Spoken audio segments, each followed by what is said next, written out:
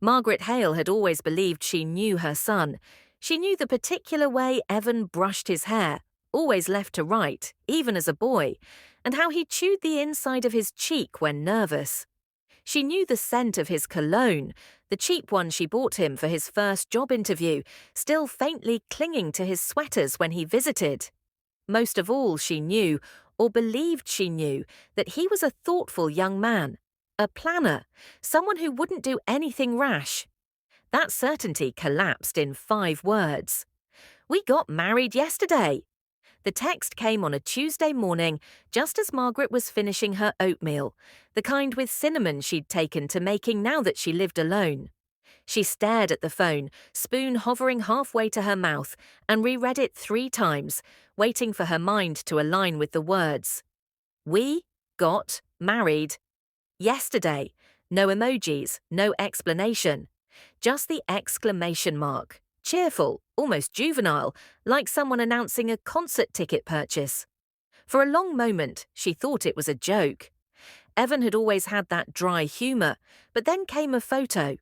Her son in a tan suit, looking dazed, his arm around a young woman Margaret recognised vaguely from Instagram, the influencer Lena something, with the wide smile and the followers in the hundreds of thousands.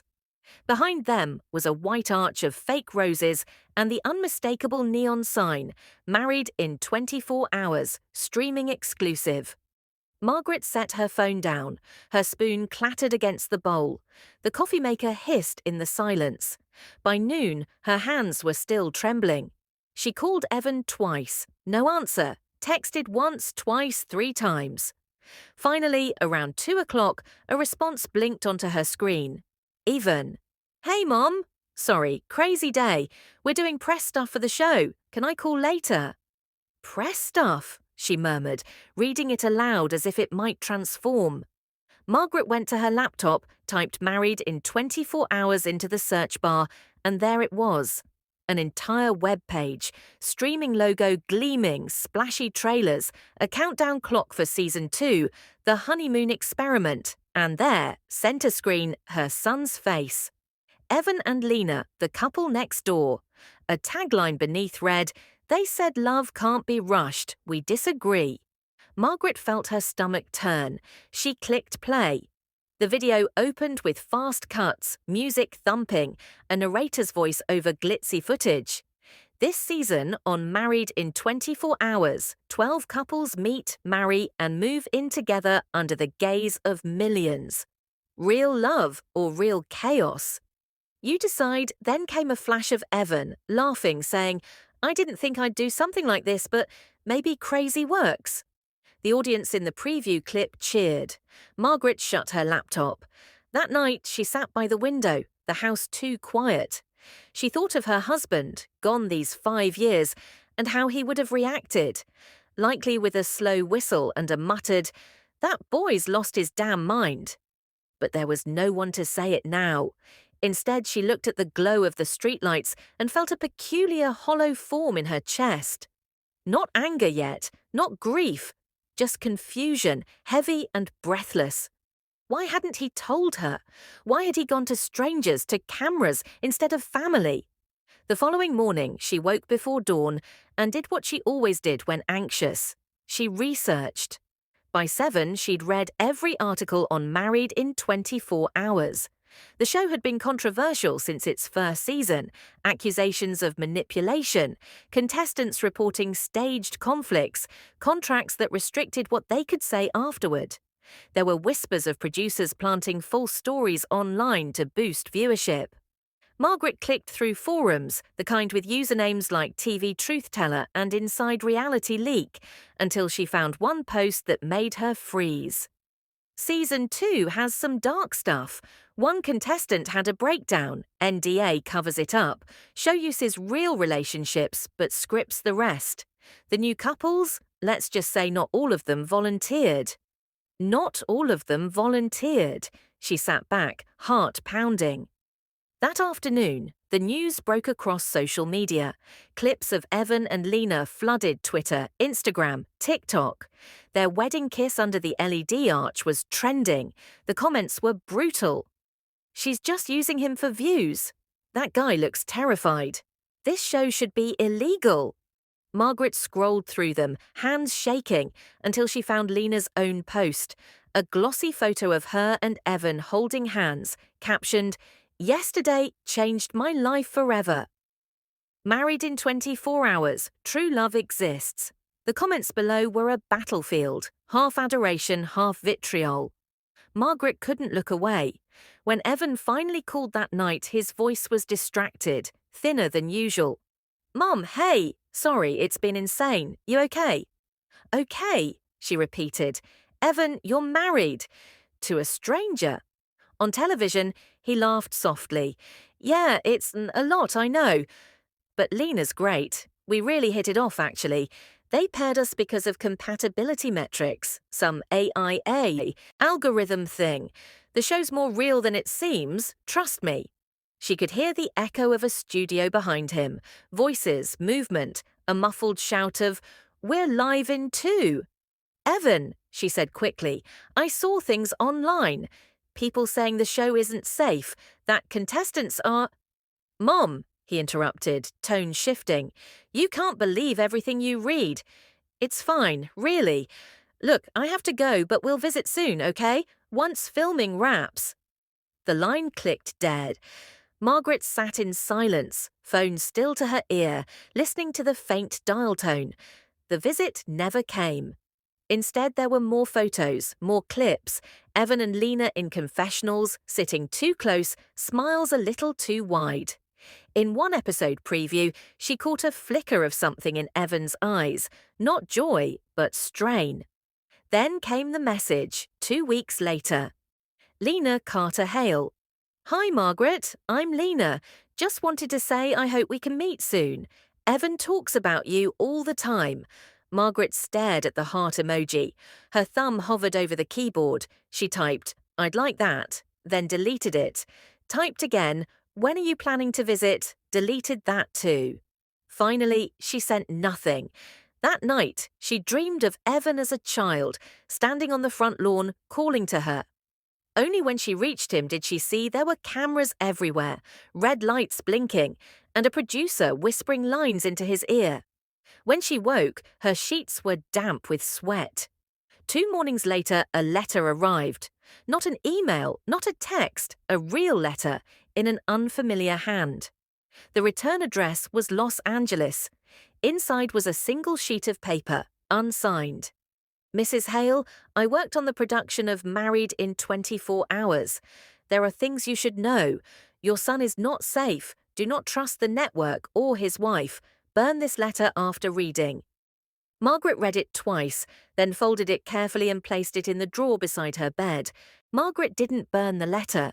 She told herself it was silly, that she didn't believe in anonymous warnings or conspiracy nonsense. But still, she folded the page, slipped it inside a manila envelope, and hid it behind the linen shelf in her hall closet. It stayed there, whispering in her mind each time she passed by. By the 3rd night, she could no longer sleep. She reread the letter under a pool of lamplight, her fingers trembling. "Your son is not safe." The phrase seemed to grow heavier each time she saw it, as if the paper itself exhaled danger. She opened her laptop again and began searching. Married in 24 hours lawsuit. Married in 24 hours deaths. Contestant mental health. At first, only glossy PR articles appeared, glittering words about love, innovation, connection. But buried beneath them, deep in the search results, were darker things. A contestant from season 1, Tara Mendez, had disappeared shortly after the finale. The show claimed she'd stepped away from public life. Another, Kyle Burns, had posted cryptic tweets about being edited into a villain and then deleted his account. A Reddit thread linked their names to an unverified police report about a nervous breakdown on set. Margaret felt her breath tighten. Then she found a photo of the show's production building, a sleek glass structure in Culver City. She zoomed in until the reflection of palm trees warped across its windows. Beneath it was an address. She copied it down. 2 days later, she booked a flight to Los Angeles. It was impulsive, but impulse had become survival. She told no one, no friends from church, not even her sister. Just packed a small suitcase, printed the letter, and left a note on her kitchen table. Back soon. Don't worry. The plane ride was long, the air stale with recirculated breath. Margaret spent most of it replaying Evan's last call in her mind, his distracted tone, the way he said, "We'll visit soon," like a promise someone had fed him. When she landed, Los Angeles felt unreal, too bright, too loud. She rented a car, checked into a small motel near Venice, and drove past the studio that evening. The Married in 24 Hours building stood like a mirror-faced secret, surrounded by trimmed hedges and unmarked security gates. From the road, she could see the faint shimmer of cameras on cranes, the silhouettes of people moving inside under cold, artificial light. Margaret parked 2 blocks away and watched. Around 9, the studio doors opened. A black SUV rolled out, tinted windows, slow and deliberate. For a moment, as it passed under a street lamp, she caught sight of Evan in the back seat. His profile unmistakable, though thinner, paler. Lena sat beside him, phone raised, the blue glow illuminating her perfect smile. Margaret's pulse spiked. Without thinking, she started the car and followed at a distance. The SUV turned onto the freeway, heading toward downtown. Traffic was light. After 20 minutes, it pulled into the entrance of an upscale apartment building, guarded and sleek. Margaret parked half a block away and waited. Evan and Lena stepped out together, arm in arm, but their body language was wrong. Lena led the way, still filming herself. Evan followed a half step behind, eyes darting, shoulders tense. When the doors closed behind them, Margaret exhaled shakily. She hadn't realized she'd been holding her breath. Back at the motel, she stared at her reflection in the mirror, hair windblown, eyes rimmed red. She whispered aloud, "What are you doing, Margaret?" But she already knew. She couldn't go home. Not until she saw her son, not until she understood what he was trapped in. The next morning she dressed carefully. Jeans, a soft sweater, the kind of outfit that said concerned mother, more than stalker. She waited outside the apartment building from 8 to noon. When a delivery driver approached, she walked in behind him, pretending to fumble for a phone. The guard barely glanced her way. Inside, the lobby smelled like disinfectant and money. A digital screen by the elevator scrolled through residents' names: Carter Hale, L and E, penthouse. Her heart thudded. She rode up, clutching her purse, palms sweating. At the top floor, she hesitated outside their door, white, unmarked, with a small camera eye above the handle. Before she could knock, the door opened. Lena stood there. She looked even more striking in person, tall, tan, camera ready. Her expression flickered with surprise, then morphed instantly into a smile so bright it could have been rehearsed. "Mrs. Hale! Oh my gosh, what a surprise!" Margaret froze. "Lena," she said softly, I was in town. I wanted to see Evan. Of course, come in." Lena's tone was sugar smooth. "He'll be thrilled. He's just finishing a call with the producers." The penthouse looked like a magazine spread, white walls, metallic furniture, a vase of lilies perfectly centered on the glass table. But beneath the gleam, something felt off. There, Margaret felt tears sting her eyes. "I needed to see you, sweetheart." He hesitated, glancing at one of the ceiling cameras, then back at Lena. She smiled encouragingly. "Everything's fine, right?" she said, a little too brightly. "We love visitors." But Evan's eyes said something else, pleading, maybe warning. Margaret reached for his hand. "Evan," she whispered, "are you all right?" Before he could answer, Lena's phone buzzed. She checked it quickly, her smile never faltering. "We've got to wrap this up," she said. "Producers don't want off-script visitors, remember?" Margaret frowned. "Excuse me?" Lena's gaze softened, but her voice turned cool. "The show controls our narrative, Mrs. Hale." You being here, it complicates things. I'll talk to them, but you might want to head out before security notices. Security? Evan stepped forward. Mum, please, it's okay. Is it? She snapped, voice breaking. You're living under surveillance, Evan. You call this okay?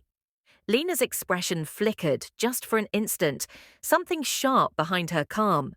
Then she placed a manicured hand on Margaret's arm. Mrs. Hale, I understand this is hard, but maybe you should rest. Evan's safe with me. Safe with me? The words chilled her. Margaret pulled away. I'll be in touch, she said quietly, and left before her voice could tremble. Outside, the sun was blinding. She walked several blocks before realizing her hands were shaking. She ducked into a coffee shop and ordered the first thing she saw, her thoughts a blur. When she checked her phone an hour later, there was a new message waiting. Unknown number, you shouldn't have gone there. They're watching you now. Margaret's stomach dropped. She looked around the cafe, just ordinary people, laptops, music playing softly. But suddenly every reflection in the window felt like an eye. That night in her motel, she couldn't rest. Every creak of the pipes sounded like footsteps outside. She turned on the TV for noise and found, to her horror, a live broadcast banner. Tonight, on Married in 24 Hours. A surprise visitor shakes things up for Evan and Lena, her chest constricted. The screen cut to a teaser, grainy footage of her standing at their door, her face blurred but unmistakable. Lena's voiceover played sweetly. Evan's mom surprised us today. She's protective, but love means setting boundaries, right? Then the promo ended with laughter and applause. Margaret sat frozen, tears of disbelief burning her eyes. They'd turned her into an episode. For the next 48 hours, Margaret didn't leave the motel. She kept the blinds drawn, the television muted, her suitcase half-packed by the door. Every time her phone buzzed, she jumped. Her face, blurred but recognizable, was now a viral talking point. Overbearing Mom Crashes reality show, read one headline. Another called her proof that meddling parents never quit. The footage had been edited, of course. They'd cut her questions to Evan, kept only her raised voice, her trembling hands. A villain edit. But beneath the anger she felt something colder. Calculation. Someone had wanted her on camera. She reread the anonymous text. They're watching you now. Her mind circled the same question. Who sent it? By the third night, she couldn't take the confinement any longer. Margaret printed the letter again, grabbed her car keys, and drove toward the production office. The same gleaming building she'd watched from afar. If they wanted to watch her, fine. She'd give them something to see. The lobby was sleek, impersonal. A young receptionist with perfect teeth looked up from behind a desk. Can I help you, ma'am? I need to speak with your showrunner. It's about Evan Hale. The receptionist hesitated, fingers hovering over her keyboard.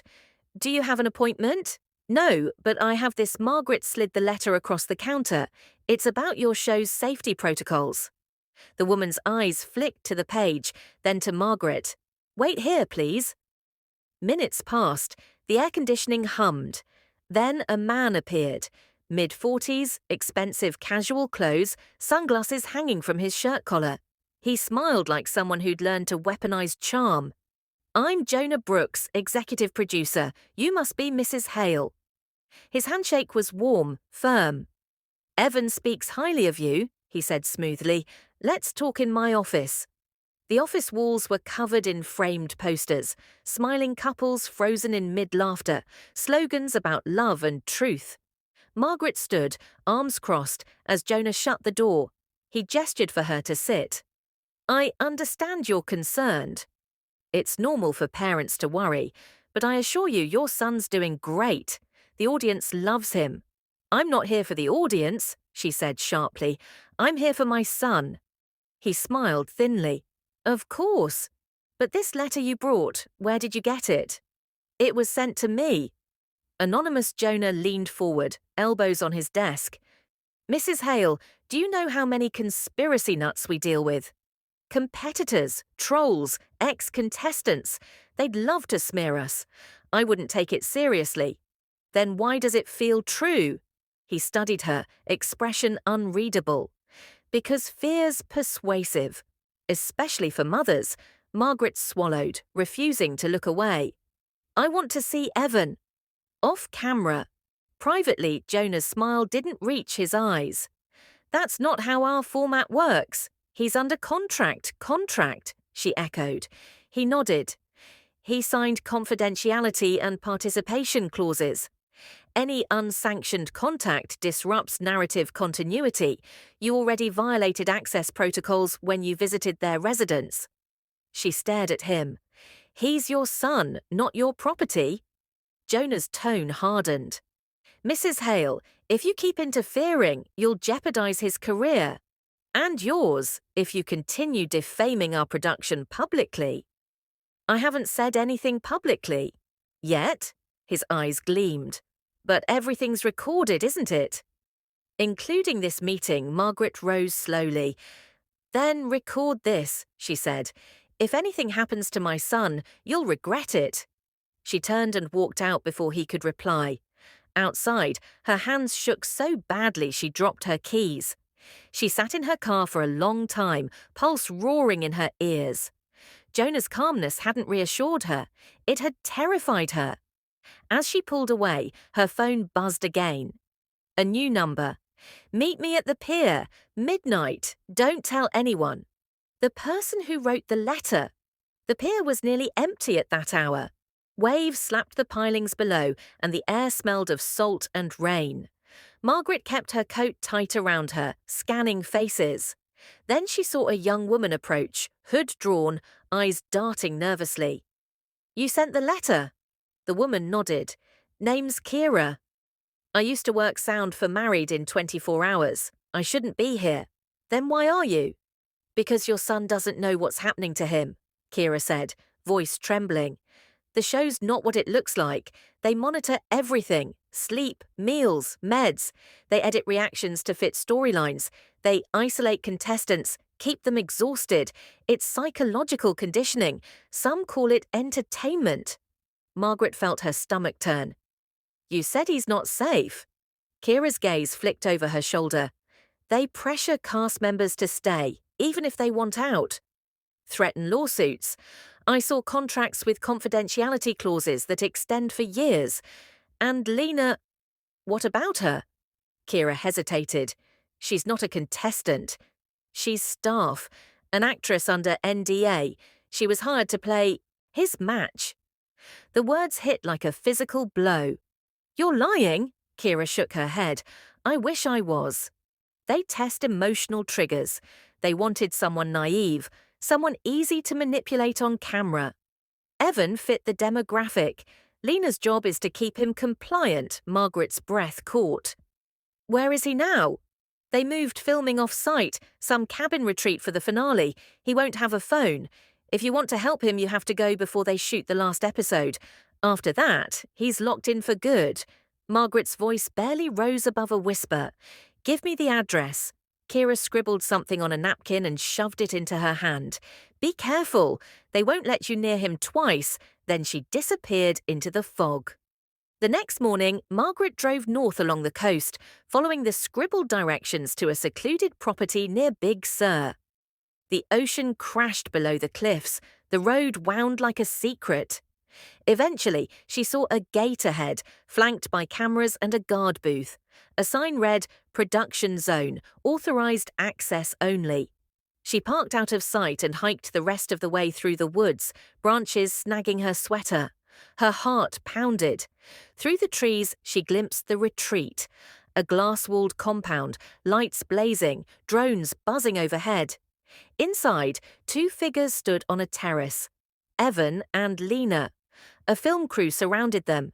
Lena was speaking animatedly, her hands gesturing. Evan's face was blank, eyes distant. Margaret crept closer, crouching behind a tree. She could hear the producer's voice through a megaphone. Okay, Lena, now take his hand, say the line again. Remember, we need the emotion, cameras rolling. Lena turned to Evan. Say you trust me, she whispered. I do, he murmured, monotone. Margaret's nails dug into her palms. Cut, shouted the producer. Perfect, next setup, kiss scene. Let's make it real this time. Lena leaned in, but Evan didn't move. One of the crew muttered something. Someone laughed nervously. Then Jonah Brooks appeared, stepping into frame, smiling for the cameras.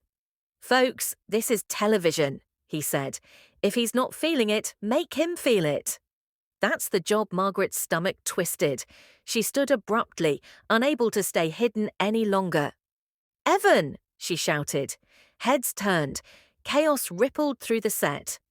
Mum? Evan's voice cracked. Security rushed forward, but she ran past them, breath ragged. Evan, come with me, we're leaving. Jonah stepped between them, mask of calm slipping. Get her out of here. Two guards grabbed her arms. Let me go, she cried. He's my son.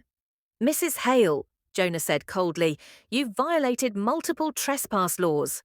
You need to stop, Evan finally spoke, voice trembling. She's right, Jonah. I'm done. I want out. Jonah's eyes flicked to a camera operator. Cut the feed. The lights dimmed. The crew froze.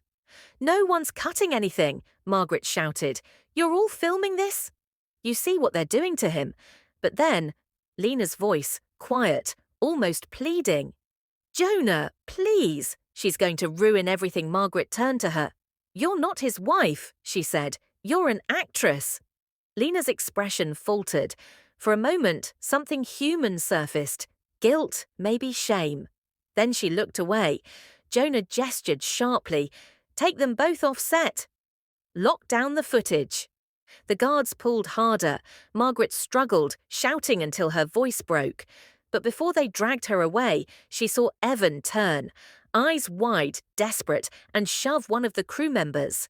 Let her go, he screamed. The camera crashed to the ground. Static filled the air. Someone shouted, Cut the power! Darkness. When Margaret woke, she was in a hospital bed. A nurse explained she'd been found unconscious near the production site, probably exhaustion. The police report said she'd trespassed during filming. No mention of violence, no mention of her son. Her phone was gone, so was the letter. Days passed before she was discharged. When she returned to her motel, a package waited at the front desk, no return address. Inside was a flash drive and a single note, for your protection. Margaret plugged it into her laptop. Video files appeared, raw footage from the show, unedited takes. In one, Evan sat alone, whispering to the camera. If anyone sees this, Mom, if you see this, I didn't agree to all of it. They make us redo scenes. Lena's not who she says. I just want to go home. The video cut abruptly. Margaret stared at the screen until her eyes burned. Then she copied the files to the cloud, forwarded them anonymously to every journalist she could find, and deleted her trail. 2 weeks later, Married in 24 Hours was abruptly pulled from the streaming platform. Official statements cited creative restructuring. Unofficial leaks told another story: footage suppression, NDAS, lawsuits. Evan returned home quietly, thinner, older, haunted. When Margaret opened the door, neither of them spoke for a long time. He just hugged her, she shaking. Later, over tea, he said softly, "They still call sometimes. Ask me to clarify the narrative. But I'm done. I just want normal again." Margaret touched his hand. "You will. We both will." She didn't tell him about the drive she'd hidden behind the bookshelf or the copies she'd sent. Some truths needed time to surface. Some needed to wait for the right eyes. That night, as she watched the sunset from her porch, her phone buzzed once more. An unknown number. "You did the right thing, but they'll be back for season 3. Margaret stared at the message until the screen went dark. Then she locked the door, drew the curtains, and for the first time in months, allowed herself to sleep.